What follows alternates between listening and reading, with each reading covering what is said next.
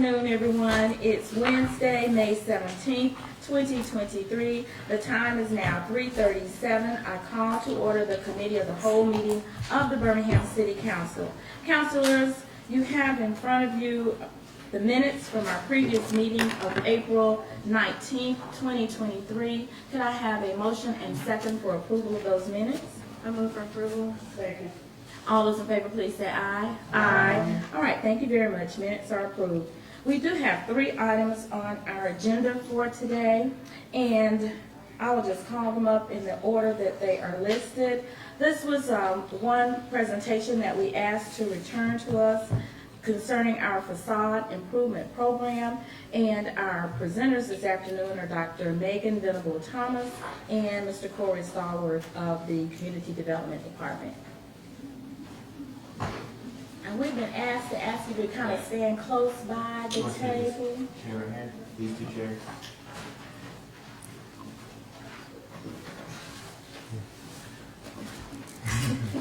No, she don't. Wait. Both sides. Okay. Thank you very much. Wait, just a second. I think we did. Thank you. Sorry. We did. All right, thank you very much. We actually have those in our packet. If you hadn't made any changes, was the original one. Thank you. Well, good afternoon. And I know that you presented some of this information to us before, but could you just give us an overview of that program, and then we'll go back and just for refreshment, and then we'll see if there are any questions. Yes, we can give you a high-level overview. So the facade improvement program is actually funded with CDBG funds. And so it was a pilot program that was initiated in 2020, October of 2020, and it was initially seeded with $250,000 of CDBG funds. And every year thereafter, we make the same allocation, of course, based off of you all's approval.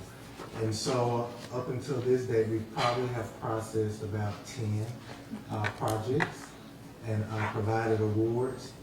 But the awards are a maximum of $50,000. And so we normally allocate project awards based off of a formula, which is we provide $20 per square foot of facade improvement area. And that's how we get to the allocation that's needed. But our maximum allocation is $50,000. And so this is for the exterior facade of businesses. And so it cannot be used for anything inside of the business or landscaping wise, but mostly windows, doors, signage, and exterior paint. Also, the business owner has to commit to creating a full-time employment position, as well as retaining that position for the life of the forgivable loan. And so for every $35,000 allocated to the business owner, they have to create a full-time employment opportunity. And so our allocations are, of course, they're a grant, but they're in the form of a forgivable loan. And that is because that allows us to put restrictions and liens on the property in case that the owner defaults. But the owner makes no payments for the 5-year period. They just have to ensure that they're maintaining the look of the facade, as well as we have to recertify every year that they have these positions in place and that they are made available to low to moderate income individuals. Thank you very much. And we also do have target areas for the program, which are mostly our neighborhoods that already had a lot of the older historic commercial corridors, like Pratt, North Birmingham, some off of, I believe, Tuscaloosa Avenue. And so it's really to target areas like that to bring investment back. But if there are projects outside of those investment areas, we still look at those and approve those as well.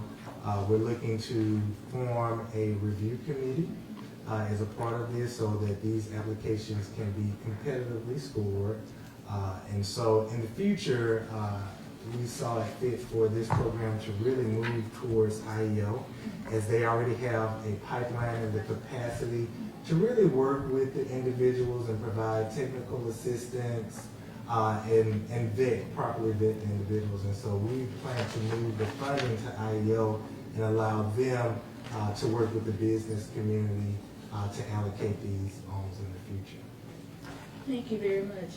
Counselors, are there any questions regarding this project or this program?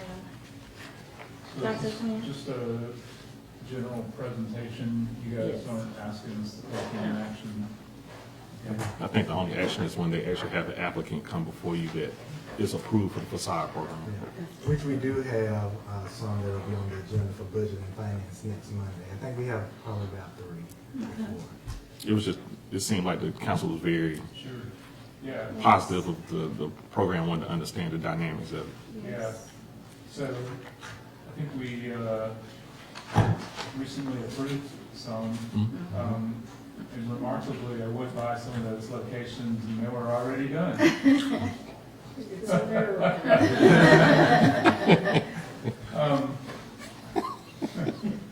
Yes, I just so, wanted to point that out. I got you. Yeah, maybe we can get a little earlier on the pipeline. We got you.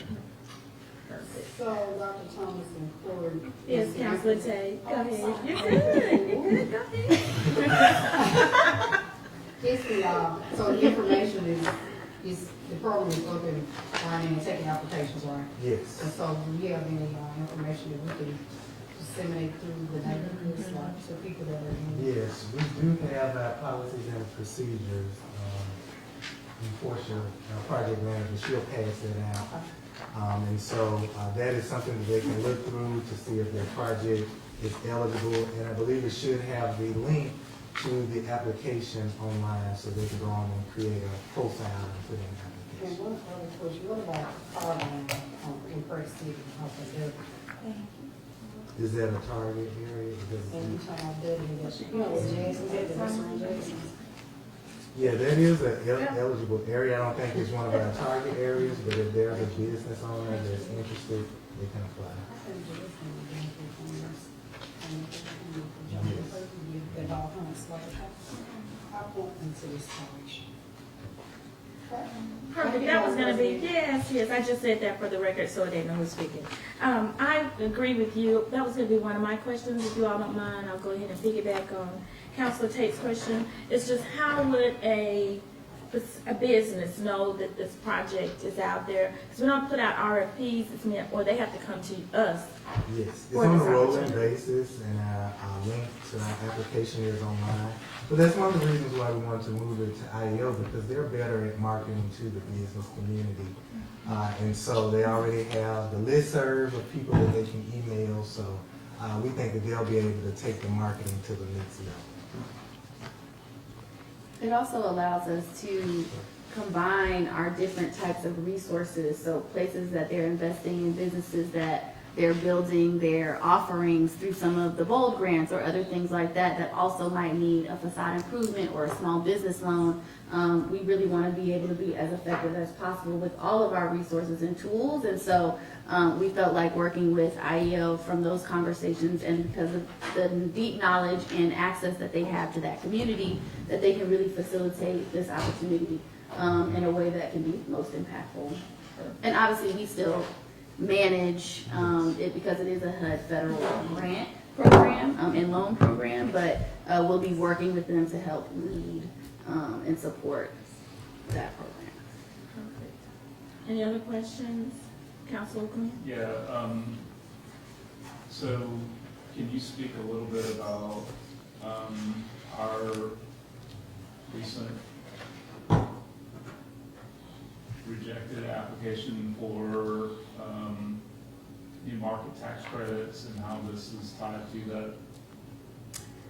I cannot speak to the new I rejection. can kind of speak to it. Usually that's Corey as a housing. He runs our application for those. But as Mr. Stallworth said, these are forgivable loans, which goes into our application when we do apply for new market tax credits.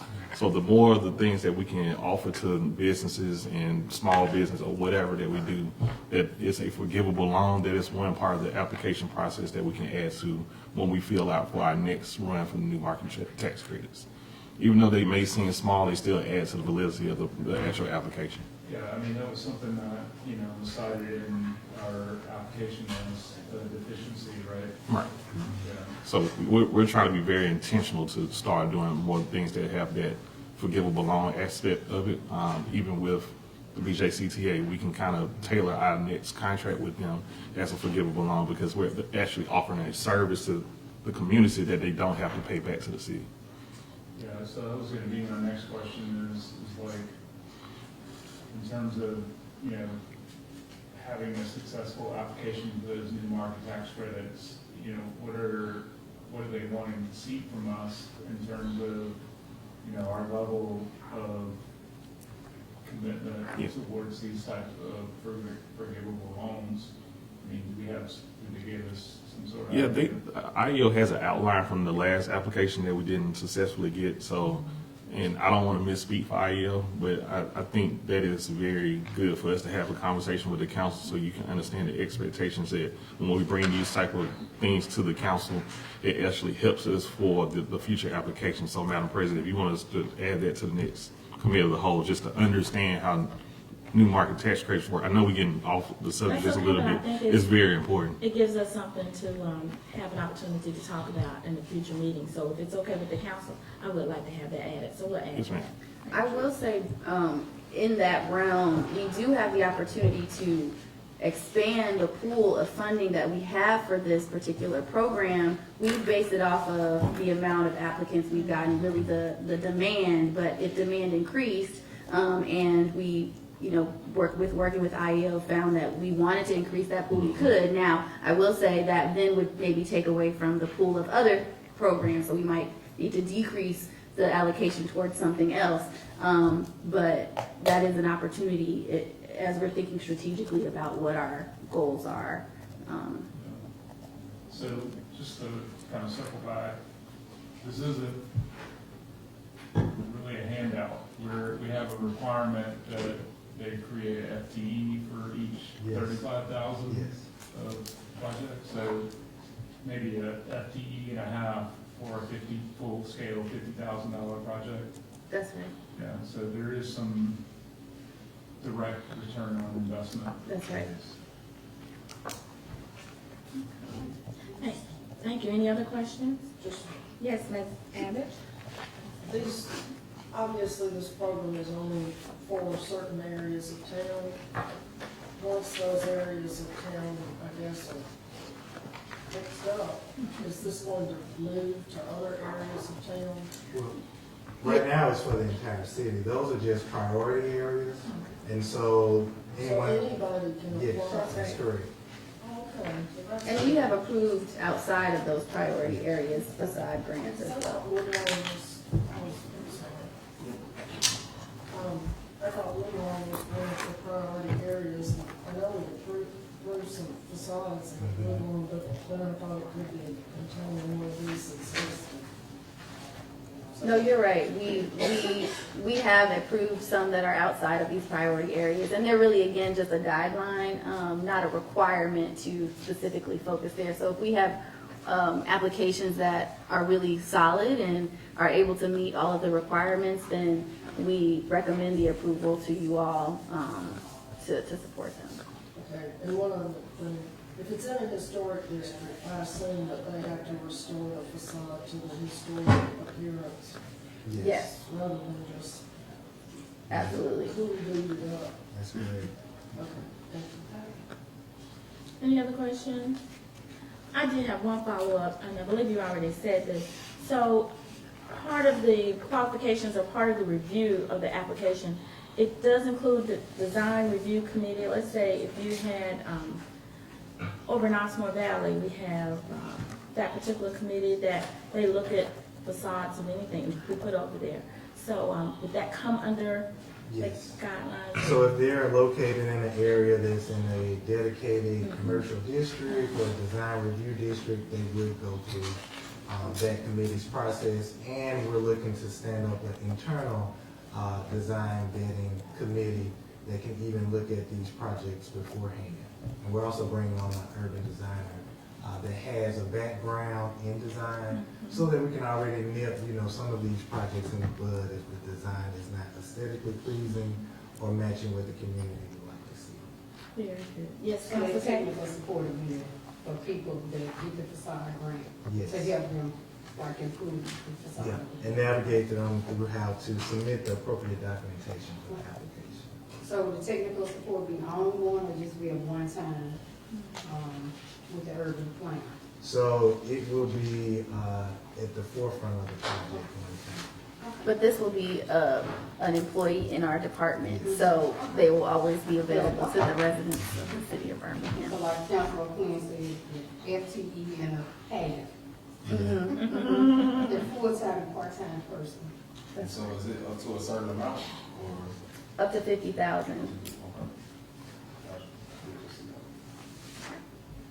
Any other questions? Well, thank you all so much for taking heed to our questions earlier and just our interest in this program. And so I believe as we see these move across our agenda, we will have more opportunity to understand what this process is and can really look at them as they come before us. And we'll have these guidelines and we'll be looking to be sure that they meet those qualifications. So thank you very much. Thank you. Thank you. Next, we will have on our agenda, we have working very diligently on the solid waste ordinance that we have for the city of Birmingham. And so we have to tell us about this process is Josh Yates, Director of Public Works, and Attorney Julie Bernard, Assistant City Attorney of the OCA.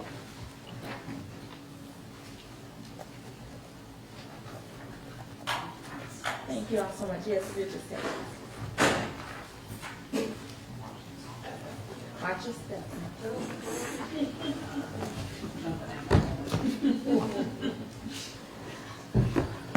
Well, as you probably are well aware, this is very important and has been really anticipated by members of the council and I'm sure residents. And so let me start first before we even go through the changes for the work that you all have invested in this to ensure that our ordinances are up to date and have the teeth that we feel we need in solid waste management. So I'll just turn it over to the two of you if you'll make the presentation for us and then we'll follow with questions. Thank you. Yes, ma'am. Thank you, Council President and Committee Chair. Council members. Thank you. So this ordinance is before us today. I came before you at the end of 2022. Several items were discussed at that point in terms of how we want to move forward in terms of code changes. We did have some suggestions. I know Councilor Quinn, you mentioned one, limiting households to 2 carts, items of that nature. So what's in here and what's reflected in this ordinance, I'm going to go through just the high areas again, just to reiterate those. It's only what's in the cart, no private carts, only picking up what's in the cart that we provide, as well as no bags beside it. Additional carts would be at a cost of $120. And that would include, the way you wrote it in this ordinance would include, that would be the cost of the cart, delivery, and service for 1 year.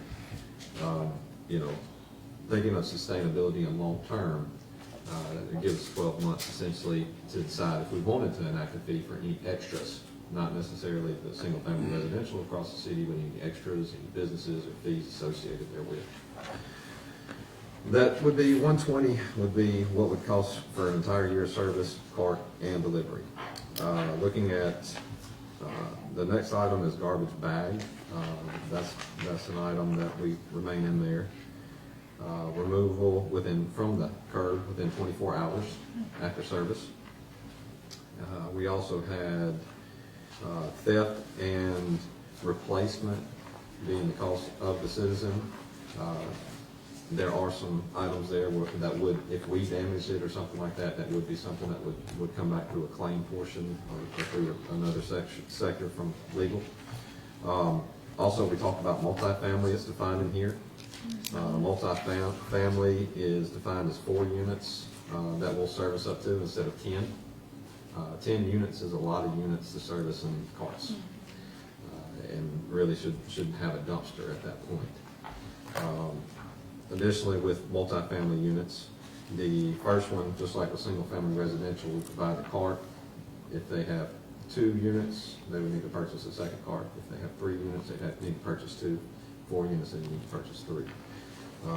And so it would be a cost associated with each unit they're in.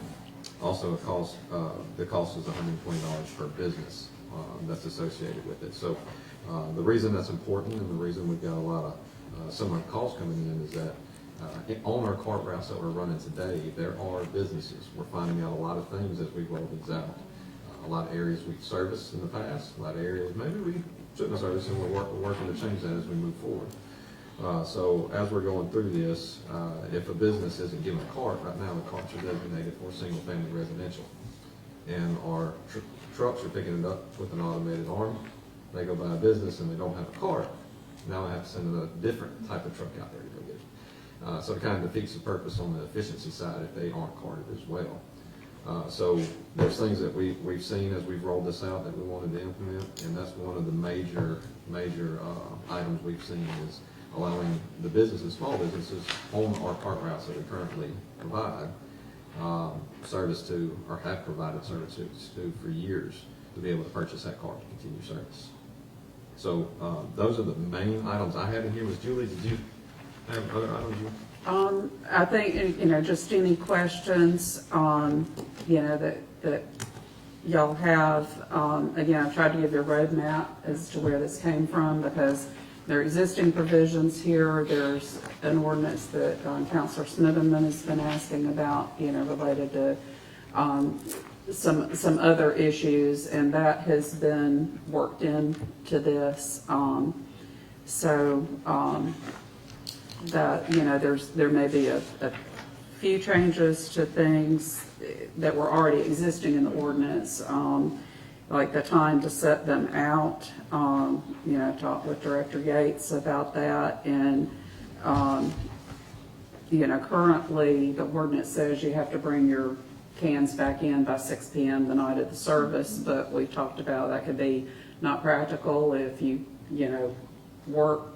Sometimes they're running late on routes. It's not picked up till later. So it's just basically, and I think that's the way it is on most places that have uniform carts. It's 24 hours to get your cart back in. And again, just, primarily I don't know what y'all want to discuss, but we did, as Director Yates pointed out, reduced the number of units for multifamily dwellings and did the business. We talked about multiple times about downtown areas, and we do pick those up. And I think one thing to stress about the businesses that would get the carts, those would only be ones that don't have more than 2 carts worth of garbage once a week. Because they're not going to go back out and pick those up every day or anything. But we still have areas where we are servicing downtown.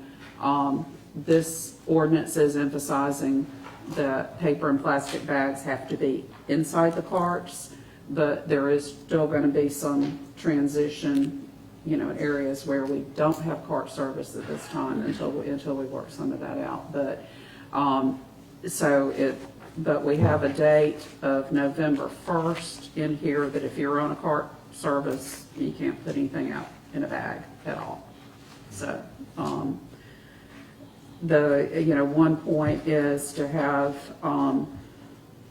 in what's being called now Section 4329, which gives the director or his designee some ability to have some policies. There are already some policies out there. There's already some list of materials that are not acceptable for collection and things like that. That would give him the ability to work within what y'all enact as an ordinance to have certain specific things, and this would require if there's any rules or guidelines or anything like that, that they be kept in Public Works and the clerk's office, and also give some ability to grant sort of a variance where, because we know there are places that may require a dumpster, but it would be impossible to have a dumpster or get a truck in to pick it up. I know of one apartment complex I've seen pictures of on South Side that they put out they have commercial service, but they put out carts. So that would enable some flexibility. And we're saying we're only gonna pick up at quadplexes. I know we have some where houses have been converted to 5. You know, if they can use 4 carts, we may wanna, you know, because they don't really have room for a dumpster, we may wanna continue to service that. It's just, you know, if it's something that we can make minor adjustments, if it's gonna create a problem. All right, well, thank you for that overview. I know we have questions, so I'll just start with who would like to begin with the questions. Councilor Pro Tem? Yes, I have a question about the citation. How much is the fee? Like, what's our approach for that? Because in addition to that, I know I've heard from other councils, people are leaving their carts in the streets. So what are we going to do about addressing that? Because that's a hindrance to DPW, the residents. What are we doing about that? And what's our approach with, I guess, well, that may not be a question for you, code enforcement. Yeah, well, and that is in the section that I was just referencing, there is authorization for Public Works to hang, you know, put a notice or something at a property. Say somebody doesn't set something out right, and so they don't pick it up. Well, we're gonna get calls, but if we put a notice that says, you know, you didn't prepare this correctly, so it was not collected, and this is how you have to do it if we're gonna pick it up, you know, next time. Some of that would be able to help educate people and let them cure. Now, as far as actual violations, none of our civilian people have ability to write citations. So it would have to be a summons to municipal court, and it's up to $500. Now, I haven't looked at the current summary disposition of fines, which is in section 8310 of the city code. That is where the council has set fines where somebody can go resolve a ticket, a citation, without having to go to court. You can do it like it's a non-traffic citation. So there may be some provisions in there we need to go back and visit that. And that's if there's some things that we want to make, it's just pay it like a traffic ticket, we can do that. But that requires a law enforcement officer to write those citations, so. Okay. Because I just don't want us to do this and y'all just get work and then people are still doing what they're doing now and make our neighborhoods look bad. And we may not be as prepared for really addressing this type of crime. Because I know I see it all the time. I know we get the calls, and honestly, it's really frustrating. The fact that people disrespect the city code, and then we get blamed for other people's actions. Yeah. So I just want to make sure we're prepared when November 1st comes, which I don't mind a notice, but, you know, Yeah. there are some people who they're still going to do wrong at the end of the day, even if you put 10 notices on their properties. There will be, yeah. We've got folks that are out also. We've got door hangers, several thousand printed out. They're bright orange, and they're dropping them off as well when they find them. And we're also running our routes with their supervisors are checking the routes and trying to tag those properties, make sure they understand that they, you know, here's the items, and it has a checklist on the back. Either you had items sitting inside the cart, you didn't bring your cart back in from the curb, and so they're dropping those off as well. We did receive one update or recommendation that have also a Spanish translation, and so we're working on that as well for the next batch we have printed. But we're doing that as well as, I know we did our instructional video, and we're going to try and do more education and outreach towards that too. Do we have just two more. Will that slow down trash pickup with them putting the door hangers? I know it doesn't take a long time, but, okay. He said the supervisors are the ones that I make. just want to ask, you know. No, that's what, I was just confirming what he said. That's my other one. I How can will. we help you all with that? Because I don't know if as councils, we can go to neighborhood meetings and pass it out and talk to the neighborhood officers, or I know Councilor Quinn tried a couple of years ago to convert it to Spanish. Is there any way we can help you all, or can we be more proactive in that process? So I wouldn't be opposed to providing more of the handouts and things of that. We have already translated the letter, even the letter that goes to the residents that speaks on the day of service. We went ahead and made that translated as well, so we front and back. That would be something that I wouldn't mind, buying. Okay. Well, thank you so much for this, especially Attorney Bernard. I think we've been trying to look 2 or 3 years to get this ordinance before council. I'm very excited about this. I think this is a game changer. I will mention there are some of the provisions, in the existing code and that are translated over here are on the disposition table, so we can revisit all of that, see what we want to do with them. Yeah, because I want to have something where we tell them the actual fine, so people can know you're not going to get like a $5 or $10, $15 fine like it's traffic. Yeah. And it's when you pay, it's like a traffic ticket, you have to pay court cost on it, so it may be a 60, like I'm looking at one that's a $60 fine, but they're probably gonna have to pay close to a couple $100 in court cost. Yeah, sorry. Thank you.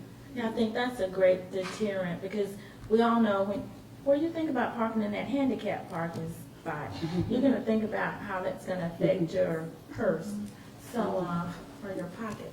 So I think the more that we make this knowledgeable to our residents, the more there'll be adherence to it, and just the awareness. Any other questions? I know there's several. I have one. Yes, Counselor Moore? You know, I hesitate. You know I did. So I see where it says that a person shall not permit any can or contain to. Okay, just want to follow with me. So section 4-3-14 on page 6, Thank you. last paragraph. The Lord don't want you to talk about this. I said, the Lord don't want you to talk about this. So I bring it up because I know I have a couple of seniors who have pretty much said like, hey, me dragging this cart back and forth, is a challenge. And so I just kind of leave my cart there on the street, and I put my trash inside of it that way. And so, So if there's a challenge with service or getting that car to the curb, we have what's called set-out service, and we really don't mind. We are, all our districts individually handle them right now. We may look at changing that and just having a crew designated for set-out service, but right now we have a very low volume. So each district handles their set-out service. But if they request a set-out service for 311, they will get the information back in a packet that they can fill out. And the supervisor will go to their site, meet with them, visit with them, and find out where they can put their garbage, and we can come by once a week and pull their garbage off their porch, so they don't have to leave that car down by the curb. And actually the 8 to 5, there's 2 things. If, on the uniform cart pickup, they have to put it out the night before, but no later than 6 a.m. the morning of pickup, and then they have 24 hours to get it back in. The 8 and 5, that is really targeted towards like the downtown areas where we pick up at night. So that wouldn't be That's part, section B. yeah, Oh, the it's B. the A and the B. Yeah, the B. The B is where if the pickup is regularly made after 5 p.m. before one day and before 3 a.m. of the following day, which would be the downtown and those areas. And so that's not to allow it. We know we've got some businesses, restaurants downtown that only serve lunch, breakfast and lunch. And so a lot of times they're in conflict with this, but that's going to have to be some of the overall how we figure that out. But this would not apply to those seniors. They would have 24 hours to get their car back in. okay. Thank you for that clarification. You're welcome. And then I guess the only other thing is, you said that currently businesses would have to request to get a car. They would have to Purchase one. purchase one. Yes, sir. And I guess it's technically not purchase, but it's pay a fee to the city that offsets the cost of the city buying that car. The carts will remain the property of the city. And if the person moves, then, or the business closes, they leave the cart there for the next occupant, or I guess with the business, we'll bring it back. We're gonna work up a form quickly to allow, to get all this where people can apply for it, so. Thank you. Anything else? I think I have a question. Ms. Savage? Yes, and I apologize to Julie, I accidentally sent her my suggestions before they were finished, and I'm so sorry about that. It's okay. Anyway, my first question is, we say that the carts have to be removed, no later than 24 hours after. Removed to where? Because if we don't tell people, they're gonna have them in the front yard. Because it's convenient. So Yeah. where are we gonna tell them to take them? Are they take them beside the house, in the backyard, in the garage, out of sight, out of mind? You know, we need to say, I Okay, believe, because if we don't say, they're gonna be everywhere. all over the place, and our neighborhoods will still look ugly. We have some of our Airbnbs that we love so much, and they just keep a row of 4 garbage cans out in front of the house 24/7. You know, they don't care because they don't have to live there. They don't live here. And so that specifying what they have to do with their can, I think is important. And then in our definitions, which is like page 2, 3, 4. We don't define trash and garbage. We define garbage, and we define rubbish, which is a term we don't use. So could we standardize on the terms we actually use? Because if people are used to garbage pickup and they're used to trash and brush pickup, why the heck are we putting rubbish in there? Because rubbish has always been in the ordinance. Trash has never been in the ordinance. Okay, but we need to pick one. Yeah, yeah. Let's have rubbish and brush pickup, but let's standardize on something and actually that people use. I mean, Yeah. if the residents are used to it and then you throw a new definition on them, they're like, well, where does that go? Yeah. And then we say that you can put garbage and rubbish in your cart. I thought rubbish was trash and it was picked up separately. So we've told people they can put the same stuff in both places, and that's confusing. Well, the ordinance has always defined yard rubbish. I think what you're referring to as brush has always been defined in the ordinance as yard rubbish. And that's one, you know, it's grass cutting, small brush, tree trimmings, hedge clippings, leaves, pine straw, and similar materials. So that has always been part of the city's code, that definition. Yeah, but I'm just We've saying, never if defined we're- brush. If we're fixing Mhm. the code, let's fix it so that it's logical. That's all I'm asking. Yeah. Let's do what the citizen, I mean, Mm-hmm. everybody knows now we call yard waste and concrete block and other kinds of stuff Mm-hmm. like that. We call it trash and brush. But now we're calling it rubbish, and then we call it yard rubbish. And we don't use those terms with real people, we just use them in our ordinance. Well, that's because nobody's been referring back to the ordinance and using the correct Yeah, but terms, we're gonna so. start doing that. So I'm just saying, let's make our terminology match what we actually use. That's fair. I mean, that- It is, there, and I will say, the garbage and the rubbish definitions are from state law, dealing with solid waste management. There is no definition of trash. Trash is not defined. And it is, I mean, trash does go in garbage bins. Garbage is putrescible waste. It's food and things like that that are going to rot. That's garbage. That's garbage, right. But you also, when you put your garbage out, when you put your cart out, you're gonna have paper and things like that that is not putrescible. That is rubbish, and that has always been part of the garbage collection program. And the city has always had the sections that talk about how you prepare your yard rubbish for collection. We can make changes, but that's the legacy, that's what it's always been. It's just because people use other terms colloquially, that's not how the city has defined it and how the operation is. And we do have a reference, there are sections that reference bulk trash pickup, I think is the way it's worded, as bulky. We talk about bulky items, it may not say trash, but we say, removing bulky items. So we've not defined that, but that would be where people putting out furniture or, whatever thing the bulk items that we pick up. I don't think that's specifically defined, so. Well, I just want normal residents to be able to tell what we're talking about. If they go online and they read our ordinance, it would be nice for them not to be confused and for us to use the same terminology on our website that we use in our ordinance so that people can just understand. I mean, it's not rocket science, it's just language, but language means something. And I just want them to be able to read it, and I want people to know where to take that can, because they're gonna leave them out there if they're too heavy. And then, one other thing is, is there any possibility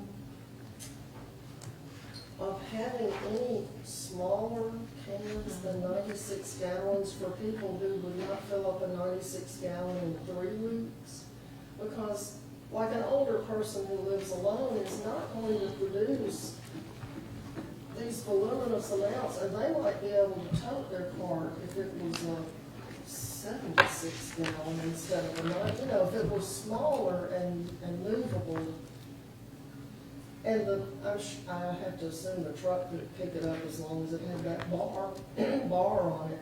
I just wondered, and it may be as we go down the road, Yeah, I think just let us investigate that a little more, because I think our arms are fitted for the 96 gallon. And that's the only one. And, it kind of takes us away from the word uniform if we start doing different sizes. Okay, I'm gonna be quiet until words. I do think, though, you brought up a good point of how as we educate our residents, we stay within the terminology of our ordinance, and then it's an education for all of us. What we're picking up. It's a actually change of means. mentality that Yes, we're trying to. Definitely. And then I think the more that people realize we have these defined notions or defined statements of what we're picking up or what we're even setting out, it makes me more knowledgeable of, before I get ready to go out there and put that sofa out there, We don't want that sofa. and we don't want that sofa. The mattress. We don't want the mattress. We're looking for mattresses in. Well, and we've had a couple of toilets. Those just so- bulky items. They love the toilets too. All right, and then there was one other item that Council Adams brought up. I fit that category of the older person that doesn't generate a lot of trash, okay? And, trash can's about as tall as me, but that's my problem, not y'all's. But I do value the fact that you got the opt-in set-out program. And maybe as we go about and evaluate this and make more residents aware who are having those problems with those containers, that they've got that set-out service that can be, they can opt in on. So, I tell the story all the time. After I started living in my mom's house, they kept picking up the trash, and I thought, isn't this wonderful? And then I realized they stopped it when they kept seeing me come out the door. It's like, she could take her own trash. So it's a wonderful feature for the city to have, but again, educating residents on how we can utilize it. So that's something else maybe we can monitor as we look at other ways we could benefit our residents. Thank you. Councilor Quinn, I believe, been chomping at the bit. Yeah, sorry. So tell me how this addresses the perpetual brush and rubbish pile. Number one, that's one issue that I think everybody has in their district, is the pile that just, is there every day. That folks just do tree trimmings or furniture or whatever, and they just set it out at the curb whenever they feel like it, regardless of when it actually gets picked up. And so that's my first question, is how the changes addresses that. And then the issue related is the issue of when landlords do evictions and they put their person out on Monday and they're there at Tuesday morning setting all of their possessions out on the street. Okay, that is not addressed because really a lot of this is addressing, our collection, what we're required to do. landlords are, should be responsible for the disposal, and that's something we can, we've worked, when we had the coordinated code enforcement meetings going on, we had some things coordinated to work with that, to work with the sheriff's office and get at least advance notice. I've had, an email one time about somebody had, evicted or foreclosed or something, and it was a house with a little small yard, and they had filled up the entire yard, and this was before Director Yates, and we were out there, we got complaints, we're gonna go respond out when people complain, but I told them, here's the multiple, they were like, we need an ordinance to address this. I listed like 5 violations that were going on and why we shouldn't be picking that up, and why they should have contacted the owner of that property and said, if you don't have this in 24 hours, we're gonna go get a warrant, a municipal court, and we're gonna deal with that. We've gotta enforce what we've got on the books. We've gotta get better coordination, on the enforcement, and we can look at putting something in. We want to get this moved, as quickly as we can. We're hoping, I'm dropping this as it is today, but we can make some of these changes, in the, before the agenda goes out on Friday, so we can look at some of these definitions. But, I think a lot of that about landlords is, already addressed in ordinances that we have on the books. It's just how we deal with them and re-educate, and we may need to put something in eventually, but I'd like to have a little more, leeway on discussing that and where we go with that, because technically it would violate, there's not supposed to put them out. We say when we're gonna pick up bulky items, maybe we need to, it may not be, I'll have to look. Do we have, does the ordinance include like when you can put out yard rubbish or? I don't know that it does, so, we'll look at that and see if we can put something in about when you can put that out.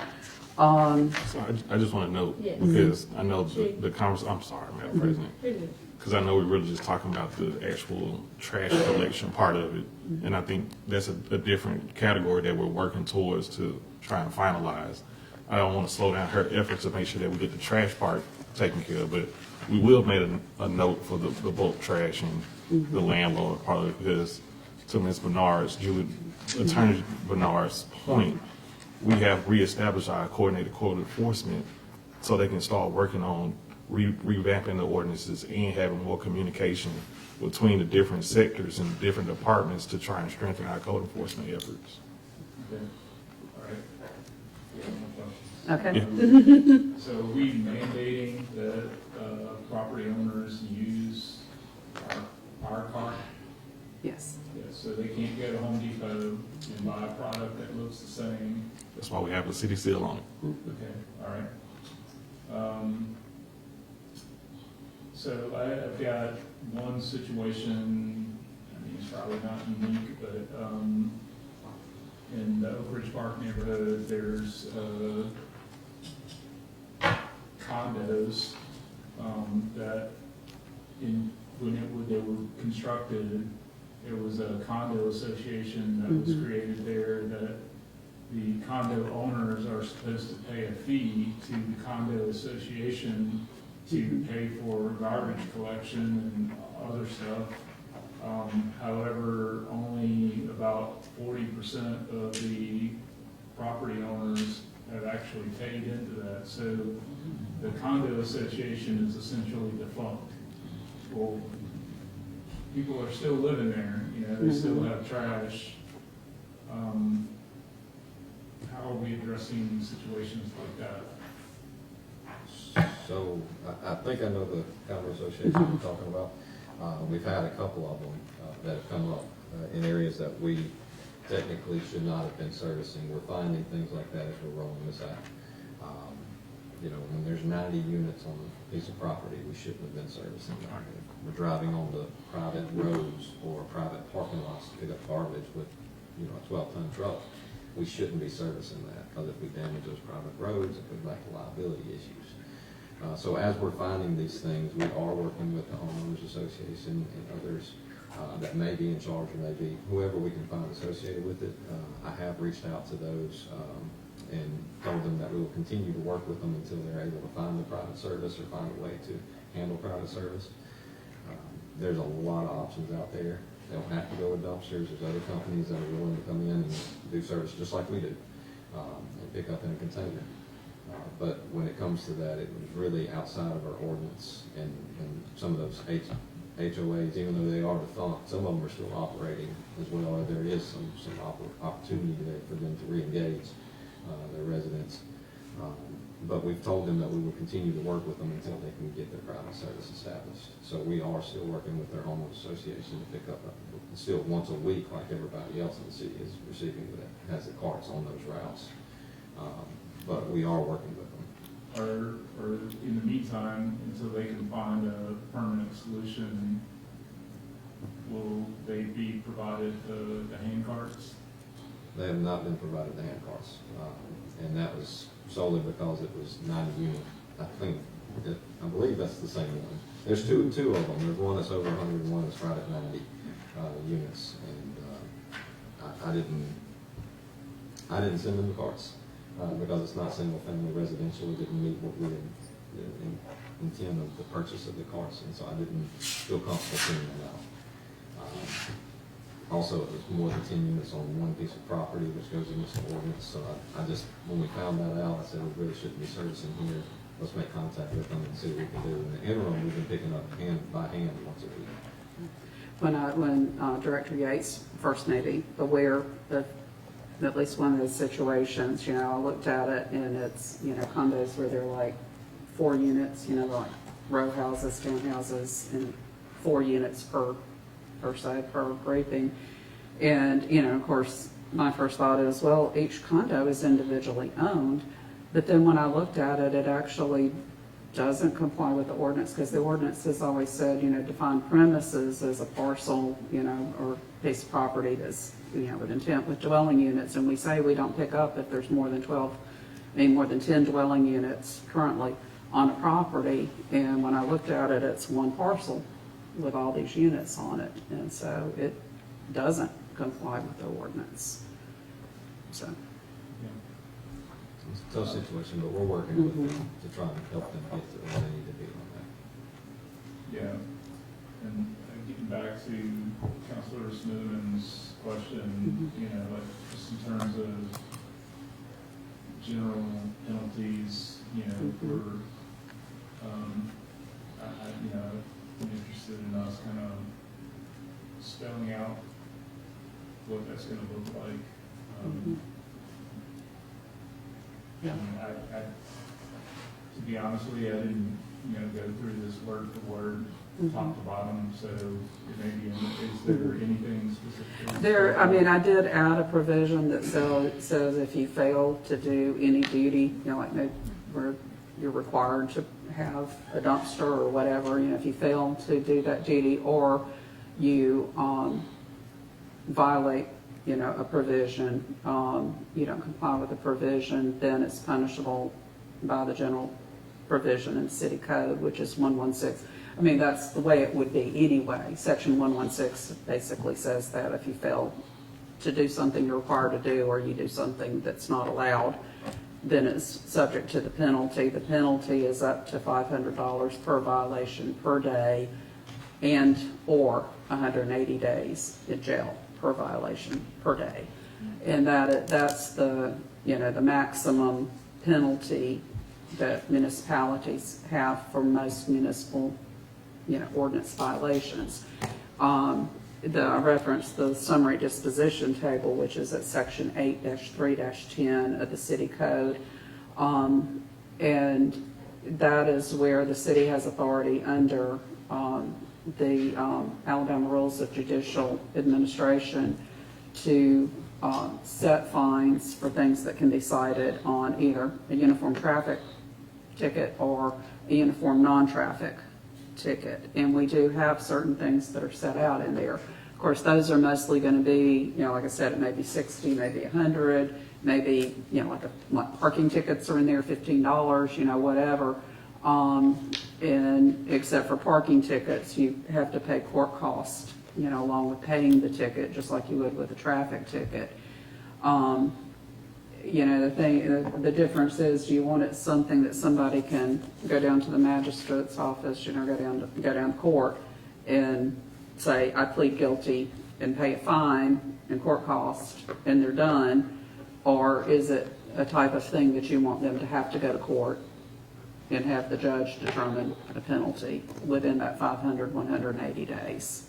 So, After the second time, yeah. I don't want to be too punitive, but, So, because that's kind of harsh. yeah, Yeah. and I think since we're still in this phase of transitioning, trying to get people acclimated to the cart system, I hear you, and we want to comply to what, you know, the legislative body wants to do. But I think we need to have some kind of, you know, deference just to. Sure, yeah, Yeah. absolutely, I 100% agree, but, you know, folks, I just know by observation that folks will take as much. They'll take advantage as of you it. give them, you know? So, one more question, I promise it's the last one. Do we have like a list of prohibited items, like mattresses, tires? That cannot go in the cart. Like, stuff For that we any are not free- going to pick up, period. yeah. Yes. There, You know, yeah, it's well, hard. I will say, we have put in a provision, it's, section 4-3-15F. I'm looking at my marked up copy, so it's like on page 8, the clean copy.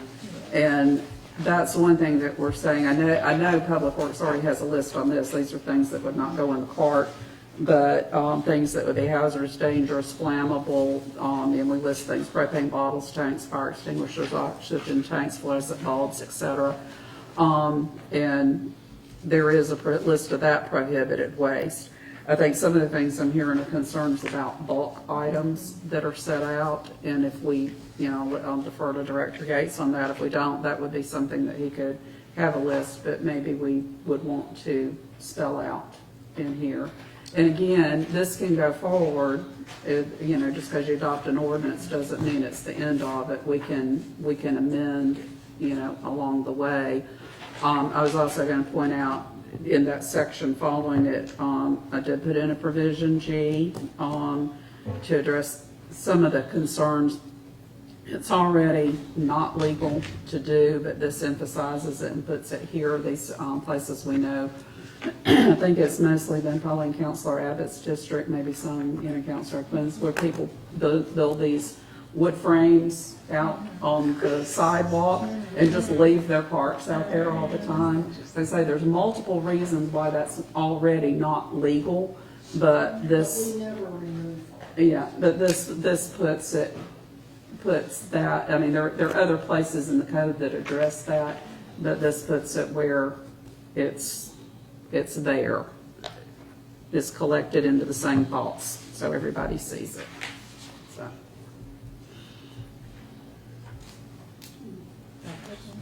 One more thing, I'm sorry. Just for the record, and I know we're not addressing it here, but, I gotta say this, or my constituents are calling me. On the issues of dumpsters, you know, we have some work to do. So, I know. especially in the downtown area, folks want to have like a QR code or something on the dumpster that they can use to, you know, contact the company and identify who's leased that dumpster and sort of, you know, be able to track down who to Instead of inquire calling you. with. Huh? Instead of calling you. Yeah, right now it's call me.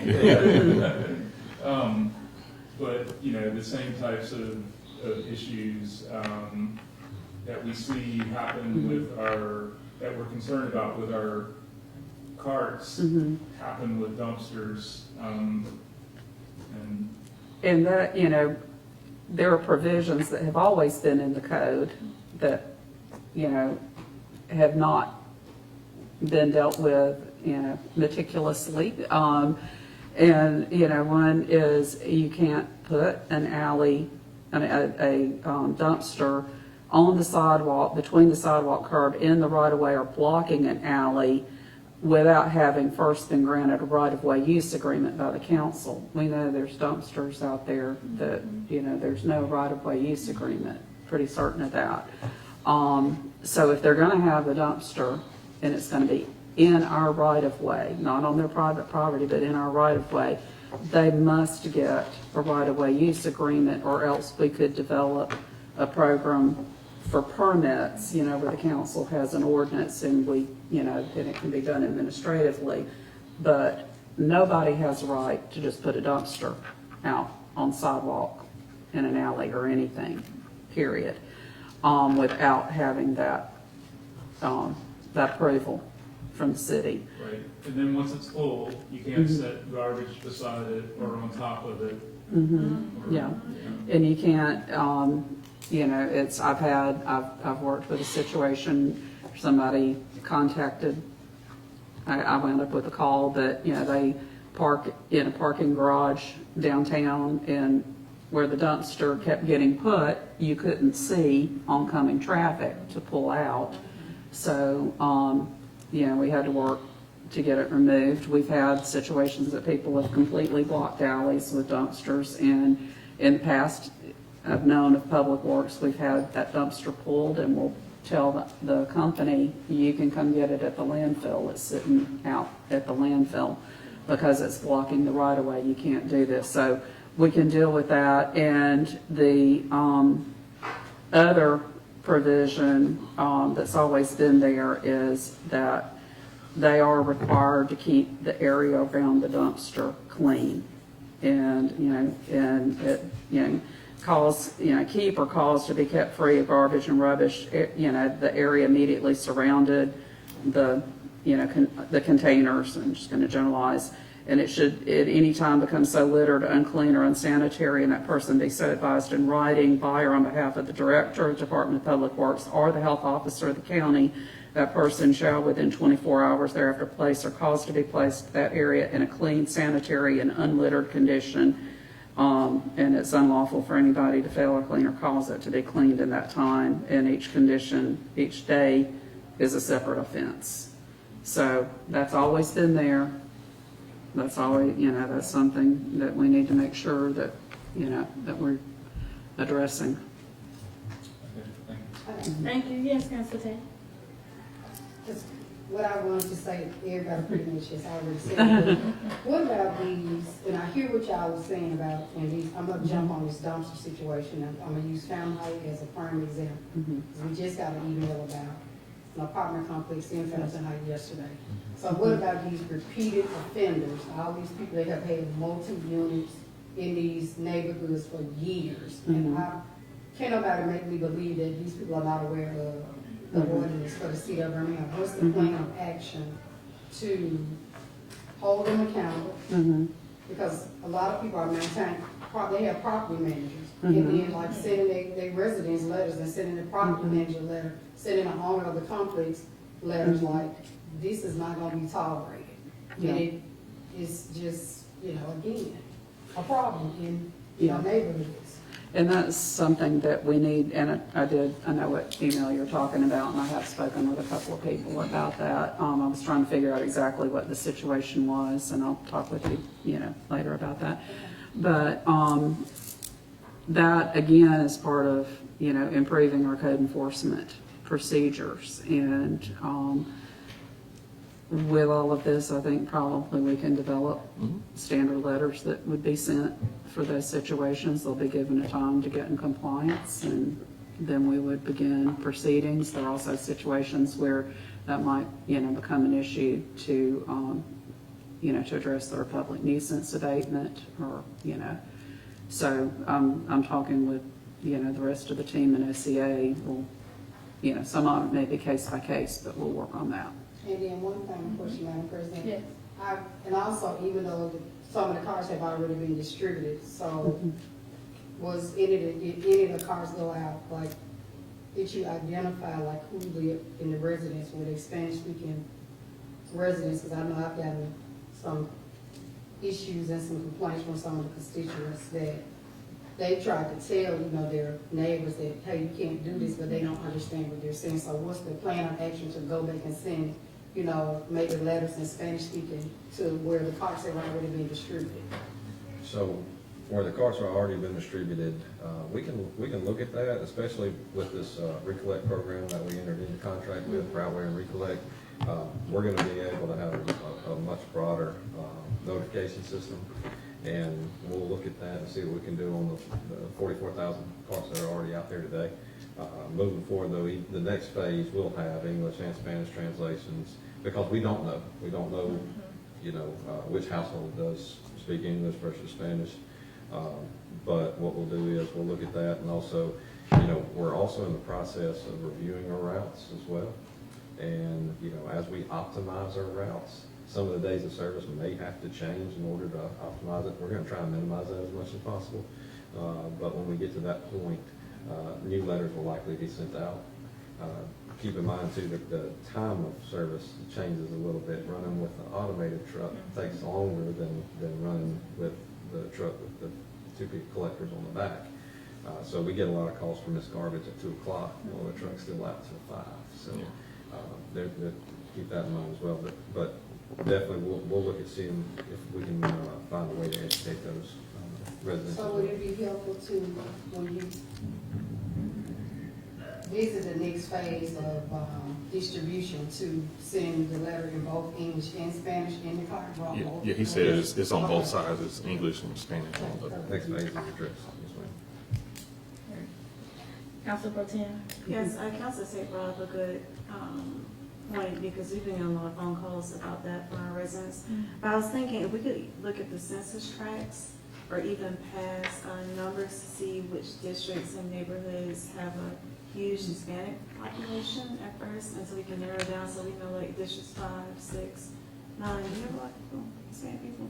So I kind of forward, like, it's hard to be like, hey, okay, and so we can narrow down, we can target those districts more, because I have quite a few Hispanic neighbors that don't.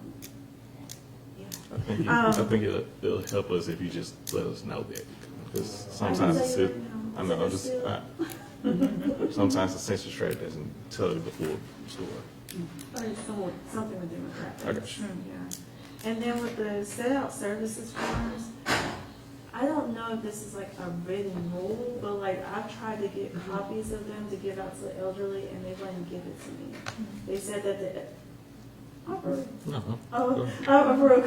so because we were trying to give it, because a lot of times the elderly is a lot easier to give it to them, or we have to go there and help them get it. So can we have that ability to pass them out? Because I think that'll be a lot easier for them.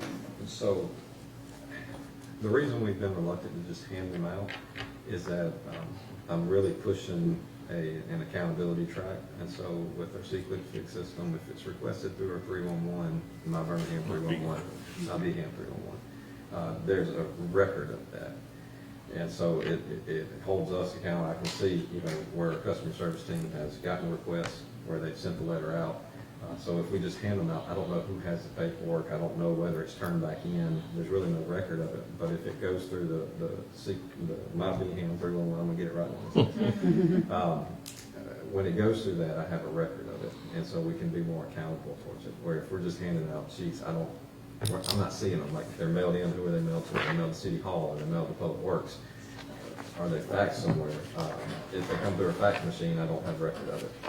Somebody may pick it up with something else, on the printer. So it just gives us an accountability tool that I'm able to say, okay, well, we've got 447 requests that have come in for set out service, versus I don't know where we are in the process with this particular one. So that's why we haven't handed them out. But if we get the request, we'll be glad to meet. A supervisor actually physically goes to the residents, meets with them, talks with them, make sure there's nobody in the household that can actually take the trash out for them. So there's a process to it. And so that's why we try to be through that system, so we can make sure that we're getting what we need to, make sure that we're doing what we're supposed to do on our end. Okay. Which I know I will take the extra initiative even to send you back the names. And I'm just saying, because I have a lot of elderly residents, and even if I have the option after I tell them, I'll go the extra mile for them instead of, because that could help us, but just know I'm here to help with that. Yes, ma'am. Yeah, and then, this is more a question as a small business owner downtown. So, because I know when we put out our trash, I never know where to put it. I'll put it by the trash can, y'all, so I'll do that. But, I mean, so how would that apply? So like, we're off of 2nd Avenue, for example. So if it's a part of a residential cart route right now, that's really what this ordinance is geared towards. This ordinance doesn't really change anything about downtown Okay. pickup right now. I think we have options for that as we move forward. In my opinion, I feel like we should be looking at that as phase 4, potentially looking at businesses downtown as phase 4. If our teams are going to go down there and service them every single night, I feel like there should be a cost associated with that, and it should be in a cart so that the garbage is confined. It just leads into a lot better sanitary conditions and a cleaner downtown. That is not addressed in this ordinance, but it is something that we are planning to come back with you on once we get the residential carts rolled out. So the businesses in here are primarily businesses that are on residential cart routes. Gotcha, okay. No, it's not every night, it's just, I just know, I just kind of put it beside the trash bin, so I've always wondered, where do I put it, am I doing right, so. Well, what he's saying is that they're down there, they're downtown and in 5 Points South every night picking up trash. They are. Yep. Night wing, white wing crew. White Wing is during the day, but we still have a night shift. Night shift. Too. So we have a day shift that's the time. I and seen we them have a during night the shift. day, okay. They work different portions of downtown. It may be that they don't hit every business the same way every night, but there's a lot of businesses that we do hit almost every night. Okay. A lot of communities have a charge associated with per tip, just like a dumpster would have. So there's options to that as we get to that element. It's just not one we're ready to tackle in an ordinance form at this point. Yeah, it's not nasty on the 2nd Avenue, I'm just wondering. You're just asking where you should put it on the sidewalk, where's the best place for the As long crews as to we pick it have up? clearance with the carts, but with trash, a lot of times it's just right, right there close to the curb, wherever they can see it. Close, that's, yeah, close to the curb. All right, well, thank you very much. Any other questions? I just have, pretty much, I'm like Councilor Tate, you asked about everything that I had a question about. I do want to know, as new neighbors come into an area, I would be remiss if I didn't speak of the conversation we had last night in Green Acres neighborhood, and just how our residents made aware of the cart system and what they should do and what's my day of pickup versus having to watch out for a week or more and see what happens. So I just want to ask, this is not a question, I just want to be sure our education piece is in place. And so you don't have this type of confusion, but is that something that we're expecting the neighborhoods to take on their own, or how do we communicate that? I can tell you that the route wear and recollect system that we engaged in from the recycling and the waste perspective is going to make a world of difference in our communication and notification for our neighborhoods as we move forward.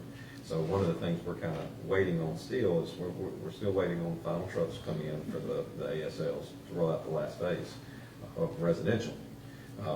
Once that goes out, then we can, they're already in the process too of optimizing the routes. We optimize the routes. One of the things I've charged them with is keeping all the neighborhoods together in a better fashion. Right now, it's kind of spread out. The routes are spread out, so we're trying to consolidate so that we know if this route is down, it affects this neighborhood and this neighborhood, so that our notification system can go out more so. So I will say that once that piece is able to move forward, we'll be able to have a much cleaner and clearer notification system via social media or for any kind of flyers, newsletters, or anything that goes out, to be able to go onto the app or go onto the website or social media or anywhere to be able to see the days of service and when they'll be picked up and all. Perfect. It is generally, garbage collection is a utility. So the same as you get your power turned on, you know, whatever, your water turned on. When you move, you should be checking to see what is the garbage service in your That's a area. responsibility back to the owner. Mhm. Thank you. And another thing that came up, and this may be a little bit outside of this, but what do we decide we're gonna call this, bulk trash, rubbish? I'm for real. What are we gonna call it? Bulk trash. Bulk trash? We're gonna put that on our website now, instead of trash and brush pickup, we're gonna say bulk trash. And then we're gonna define bulk trash so that Right. people know what bulk trash is, right? Answer's yes, right? Come on now. I know Because, I mean, that's semantics, but yeah. Well, I mean, I've made notes, we'll go back. and- We'll clean it, we'll clean it up. Yeah. The only reason I brought that up, another conversation was about and I just, you know, I'm receiving the notifications, but there's a lot of misconception that the bulk trash pickups are not announced. You know, the posting is not provided early enough for the next month. And so I've just been trying to work in my mind, how will our neighbors know when is their bulk trash day? Now, I spend time during the G7 comments, which probably no one is paying attention to, not wasting my breath, saying we've got bulk trash pickup tomorrow here, or, you know, next week there. But I'm just trying to come up with the concept, and I know we've kind of been slapped on the hands about using Everbridge, or using that because it's an emergency system, but I don't know if there's a way we could start saying, okay, your bulk trash pickup is next week, or your bulk trash pickup is tomorrow. But that's something to think about to make this more effective, but that's just thoughts I have. That same system that's gonna help us with the garbage is gonna help us with the bulk as well. I would We're love gonna- that. it takes some time to get there, to get everything established, building the route, building the systems in the system. It takes a long time. And plus, we don't wanna start it and have half the city on twice a week Correct. pickup and half on once, so. I can see that. And we got equipment on the way Yes. that we're Yes. definitely in need of, so it's just, that's important to make sure that we're more efficient in the pickup times. I don't know if y'all recognize, we talked a lot of trash last night. So this gives me a lot more information to bring back to the residents. Thank you. I appreciate it. Yes, Dr. O'Quinn? Are we gonna have to do this amendment again when we do recycling carts? Yeah, we're working through that because we really want to go into an opt-in program for recycling so we can actually optimize the routes of where we need to go do pickup for recycling instead of just having crews just kind of do like a Wells, weird Waldo search for recycling. So we're working through that part of it, yes, sir. Thank you. Well, on behalf of the council, I do want to thank you again, Attorney Bernard and Director Yates, for the work that you've done with this. You can see by the questions and the discussion, this is just very important to us as counselors, and I know our residents really, they want to comply. That's what I'm thinking. No, we actually thank the council for the input because this helps us change the law to strengthen it and just get to a place where we're consistent. How about that? And I will point out, you know, there weren't any questions about it, but this includes some of the provisions that we've been working on long-term about making it clear that contractors are responsible for having a way to collect and dispose of their trash. And even though it's somewhere else in the code, clarify about companies that do tree work and, you know, things like that. So, landscaping work or whatever. I mean, you can, homeowner, you cut down a bush and put it out there, that's fine, but this is clarifying that commercial entities are responsible for their waste. Just when the tree's 30 inches in diameter, somebody will know that the homeowner Did not cut that down. Listen, they're all stacked on top of each other. Thank you. Thank you, Madam President. Thank you very much. Appreciate that. Thank you. And I said that we can still send additional questions to Ms. Bernard without having copies. Just copy me. And that makes it legal. Yeah. But do send them, don't send them reply all. Yeah, just with everybody. just streamline, yeah. Right. Yeah. Maybe we could copy. Yeah, and I have my paralegal dropping this ordinance for Tuesday. I will work on tweaking some of the things that we've talked about. We'll talk tomorrow and see, you know, we're dropping it, but we can make some changes before the agenda goes out based on some of the conversation here. So we better, So do we need Yes. to recommend it out of committee or? I think so, on this one, It's fine, because it's already on, it'll be on the agenda, so that still gives us time to make any amendments and changes on the days, we approved it out of the committee. temporary days. Yeah. Anybody wanna make a motion? yes, I'll make a motion that we recommend this to the full council with changes that were discussed at this meeting. Second. All right, all those in favor, please say aye. Aye. Motion carried. Thank you very much. Thank you.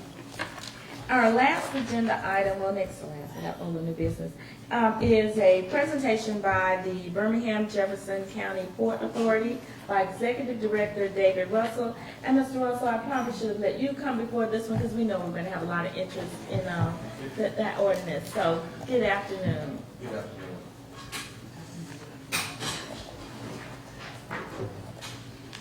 Thank y'all for having me today. It's always a pleasure.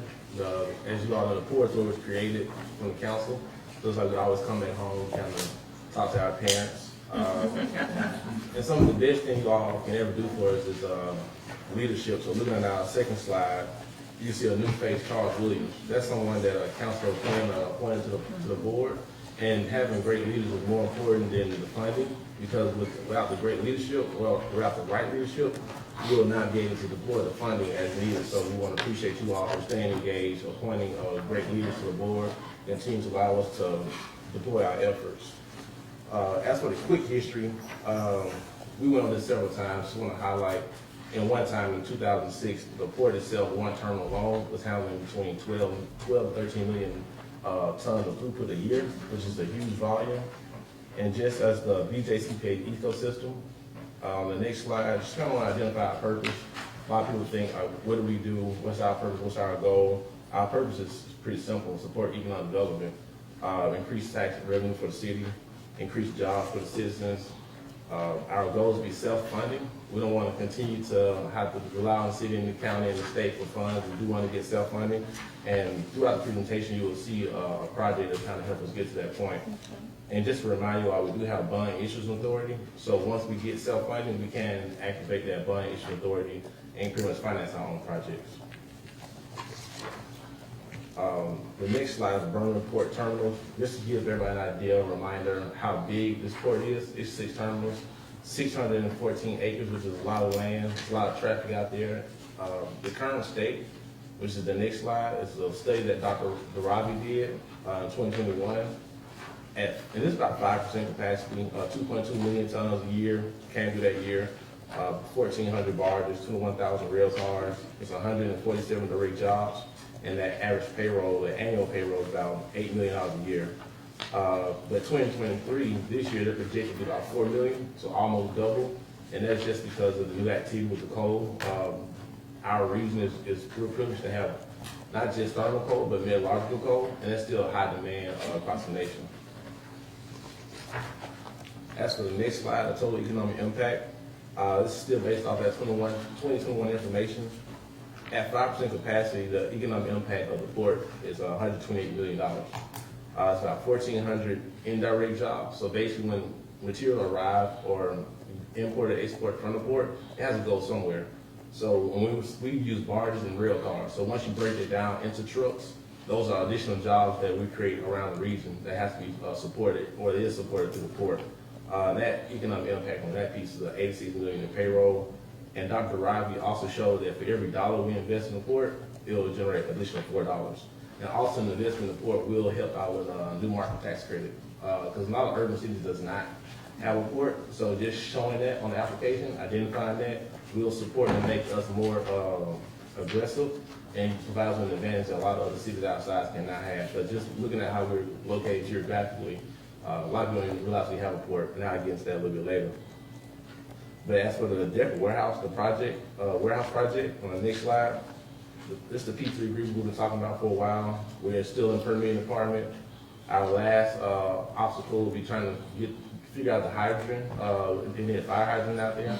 We're trying to figure out if they can use the water, possibly without having to do a whole nother boring up under the rails. That's going to be very expensive. In the last year alone, This tenant has already been paying on this, loan, so on this lease, which is $40,000.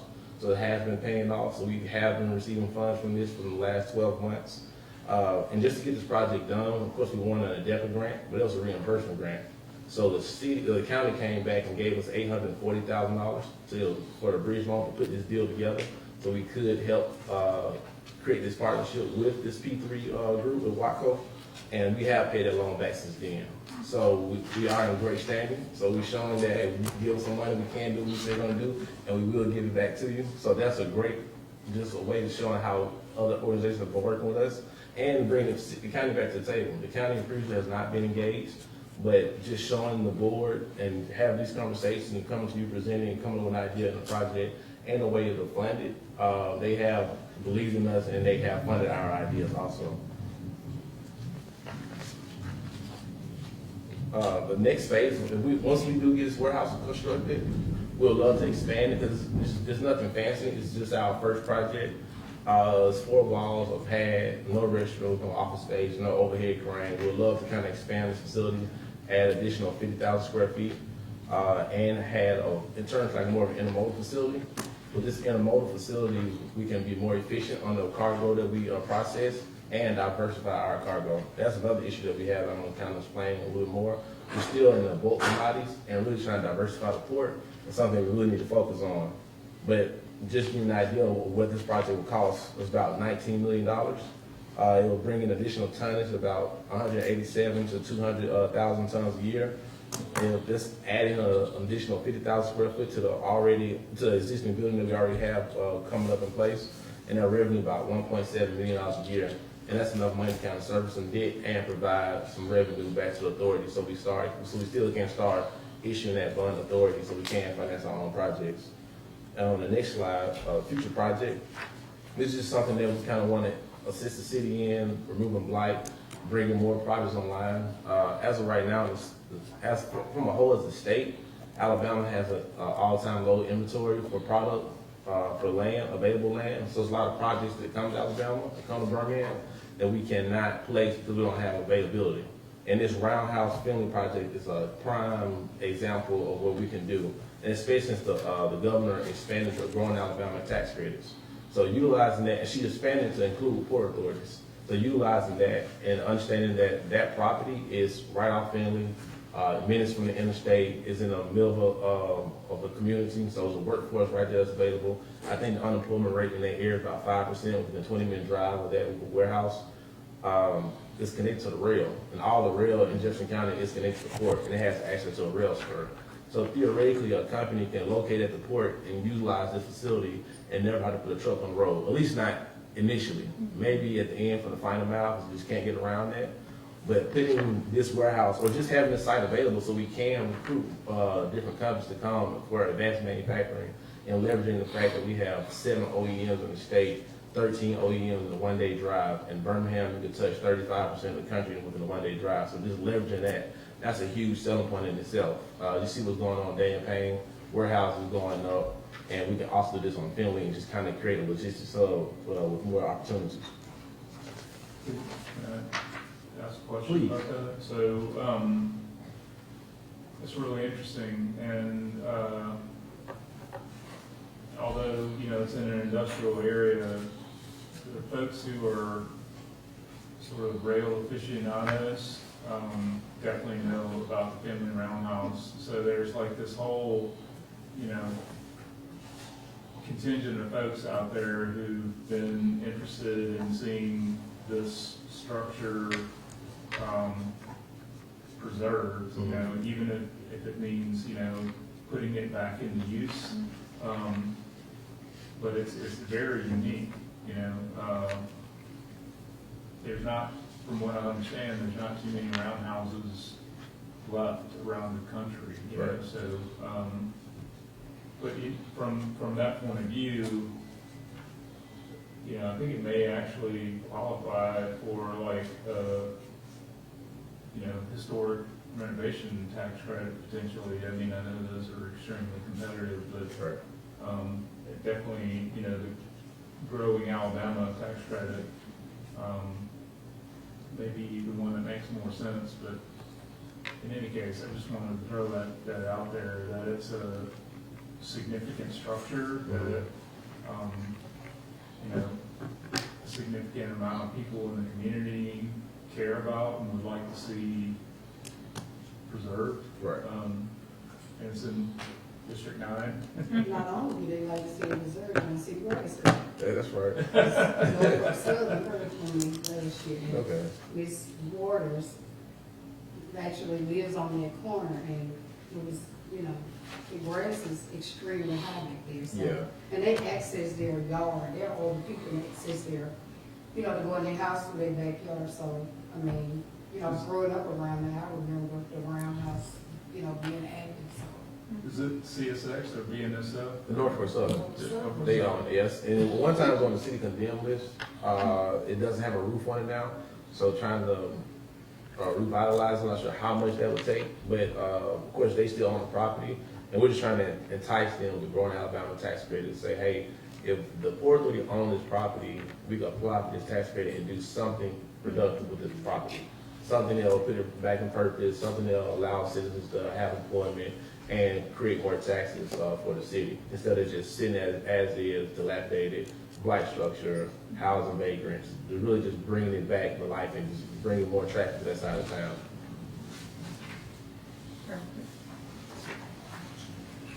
Another potential project we have is a spur extension.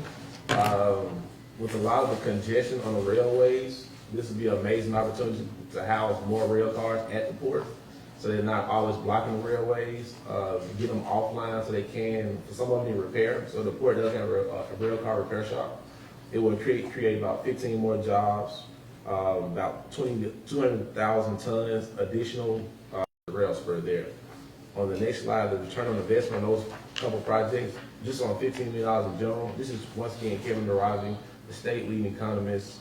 193 million in economic impact. That's up from 128. Total payroll impact is 105. That's up from 86 million. Extra jobs will be total impact, employment impact will be 228,000, and it's up from 1,400, and it'll be additional about 1.4 million tons. And the tonnage is huge because the Corps of Engineers have a set budget, and they allocate funding for the river based on the river's tonnage. So just by us continuing to invest in the port, it's going to allow for them to use some of their money to allocate more funds for dredging along the river and just maintenance for the docks. But right now, we're missing out on that money because of the tonnage. That's something we could easily do by just creating more opportunities at the port for additional import and export opportunities. On the post-COVID supply chain study, first I want to definitely thank you all in the county for working with us and funding this project for us. This is a study we partnered with Auburn University Supply Chain Department, Regional Planning Commission, and us. We have several participants. This is just a few that's listed. And this study basically conducts what are some of the challenges that the Port Authority has in the port itself. And I'm pretty sure a lot of you can relate to this. Our biggest challenge on the next slide is lack of awareness. You'll be amazed at how many companies do not know that we have a port. Birmingham Fastening is one. They're right down there on Dugan, on Avenue W.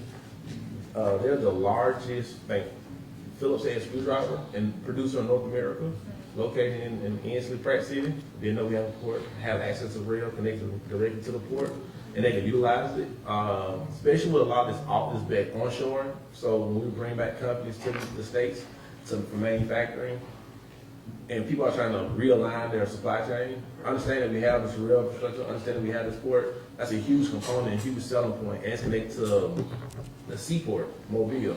Mobile has $1.5 million investment here lately. It's the fastest growing port in the country. By 2025, it's going to be the deepest port. They're about to deepen it to 50 feet. They have more calls now than New Orleans, and next going to be Houston.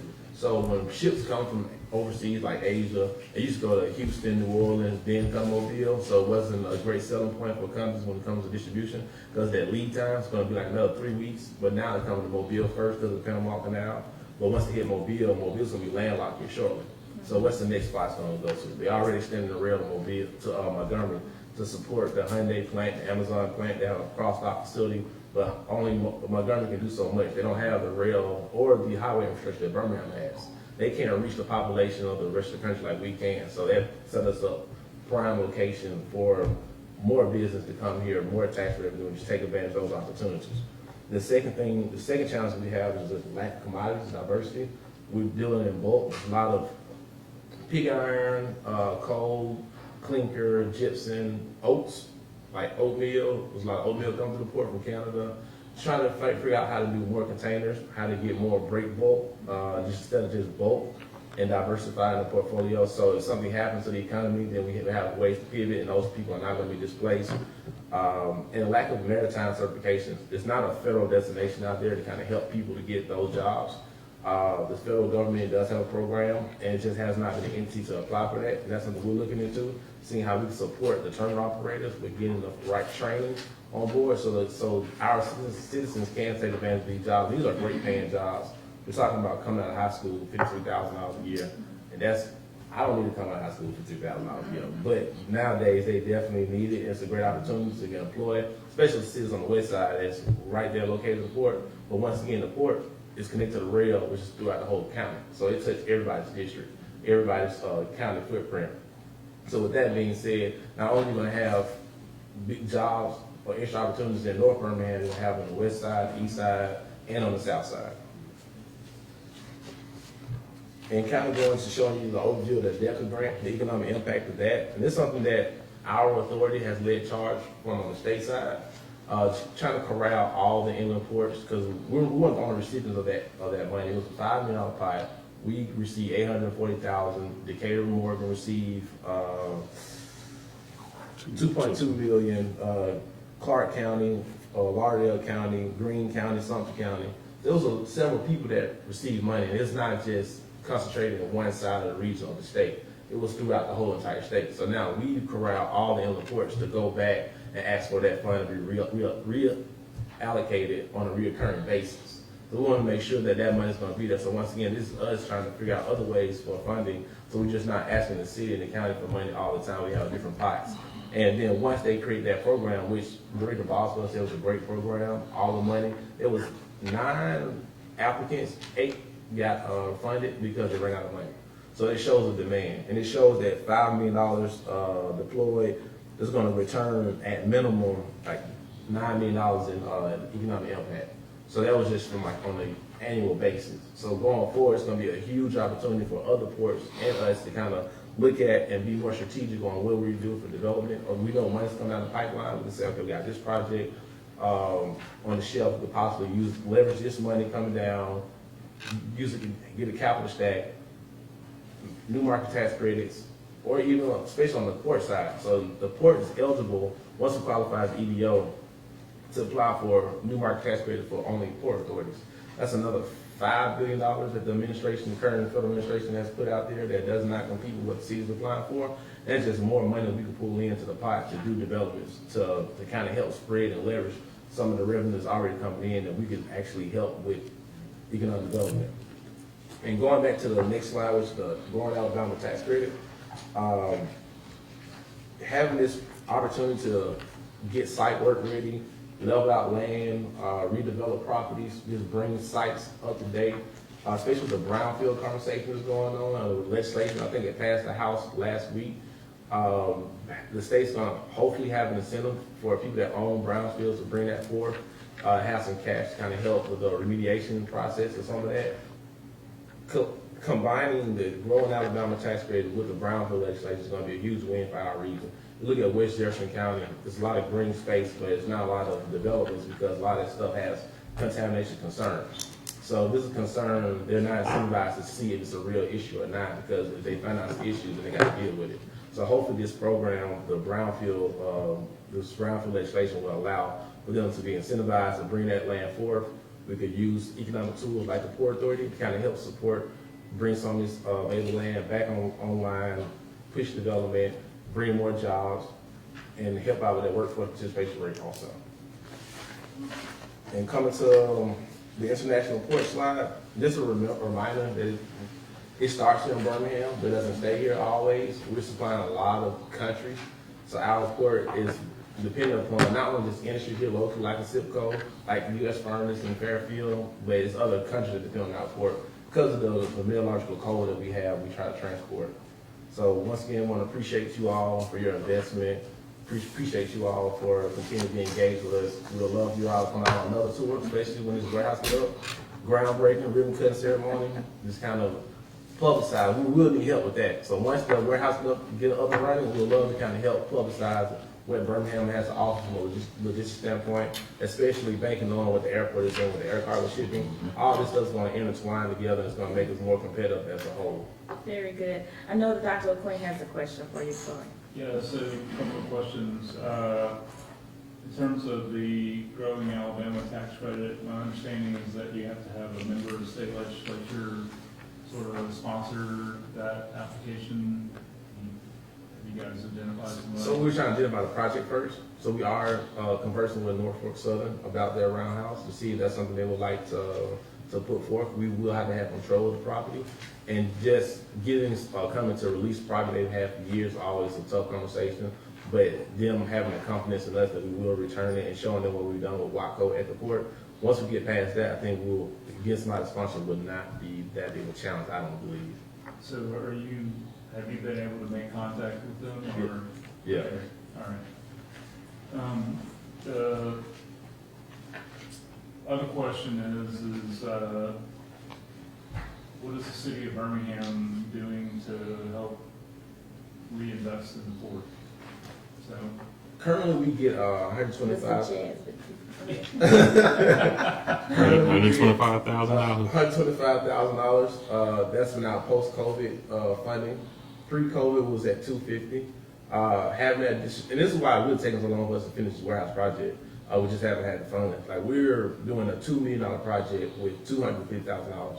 We got $250,000. We're leveraging that with that grant that we got from the state. We had to go and get a loan from the county to subsidize that grant until that was going to be reimbursed. Then use that, leverage that to talk to the people, to the WACO to have a P3 agreement and say that's going to be our commitment to the project. You all have to put in a risk. We're going to give you this money at this rate. Then that's how we got that 1.4 million in assets that we have now. That's just using $250,000. If we had $300,000 or just like additional $40,000, we could have even had this project completed. Like our last issue right now is trying to figure out this the fire hydrant piece, and it's just a financial situation. Like they're saying it's going to be upwards of $150,000, but they got to go under the rail. As you can believe, there's not a lot of infrastructure outside at the port, even though it's in the city limits. It's one of those things that got annexed in 1986, and that's pretty much it. This port does generate about $3 million in tax revenue to the city. So to reinvest about 10 to 20% of that into the Port Authority so we can help those terminal owners continue to develop, continue to operate, continue to expand. There's so much opportunity out there. Just having broadband, just having fiber, just having more warehousing. Warehousing is a phenom nationally, like especially in Alabama. I think we got like, if you could find 5% available, then you're doing an amazing job. So we just don't have enough warehousing in our region at all. And the port is most definitely. And that warehousing will allow the port to attract new operators. And especially with the conversation talking about EV, us having a viable port is going to make us a better candidate for EV station, EV opportunity, EV manufacturers. So just trying to think forwardly and see how we can be more competitive as a region. And ARPA could pay for that fire hydrant. Okay. Because it's water. It should qualify, yes. So we can just get help with the fire hydrant right now. We'll be happy. Any takers? What do we have in the budget that I presented yesterday for the port? It's 125.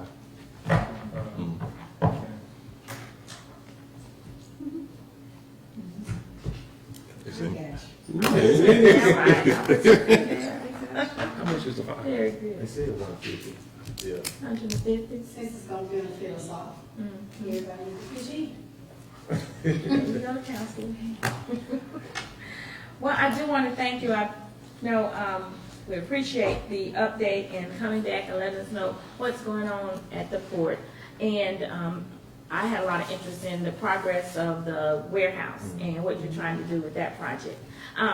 During Alabama League of Municipalities, the Mobile Port had a presentation, and I just kept thinking about, what we're doing here in Jefferson County and Birmingham with our port and opportunities that we have there. They were very proud of what they're doing.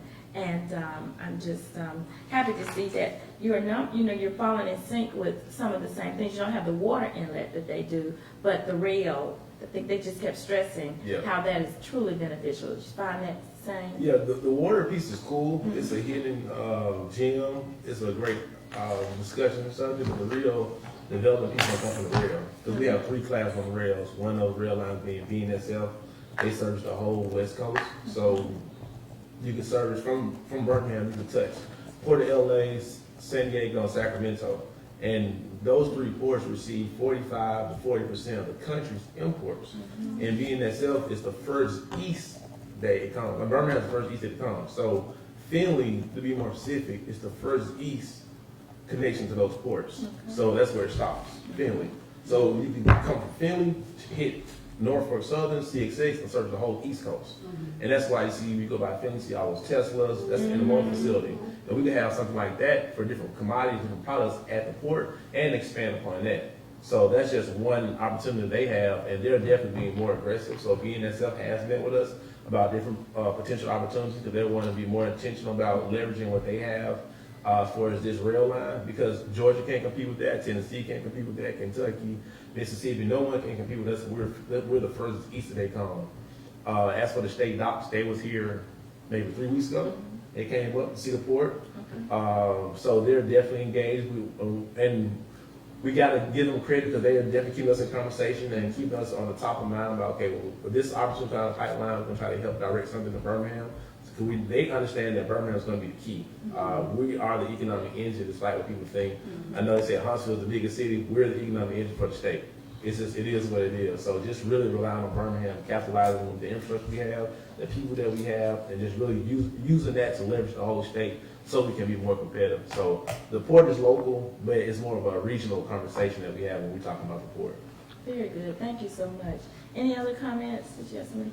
I wish you had been available when the newspapers were trying to ask us, the media was asking us about the possibility of Birmingham losing another ranking and being the largest city. And all of it is still based on the economic development and those indicators and what we're doing on that side of the fence that really drives what your city is doing for the state and for the residents. That's right. Thank you. Appreciate that. All right, well, Councilor, we have no other questions. Do I have it? And Councilor Pro Tem does have something she'd like to share with us. So we got the budget yesterday, and so if there aren't any objections, if we could send our budget questions for the mayor's office to them, to Jeff and Cheryl by next Wednesday night. This could give some leeway for people if they, procrastinate a little bit, so they got their questions answered to us after Memorial Day weekend, if that's realistic, Chief? It's the 24th. Yes. Or something like that. What about Friday night? We'll say Wednesday, and then, we won't turn away if we say Friday night. That's what I said Wednesday. So are you asking for the answers to be done before your public hearing, or? Please. Okay. Is that realistic? Okay. What was your answer? Yeah. Okay. You gave me more than 2 days this time. Well, I appreciate it. All right, well, thank you for sharing that, making that request, Councilor Pro Tem. And if we don't have any other questions or comments, if I could just get a motion to adjourn. Second. All those in favor, please say aye. Aye.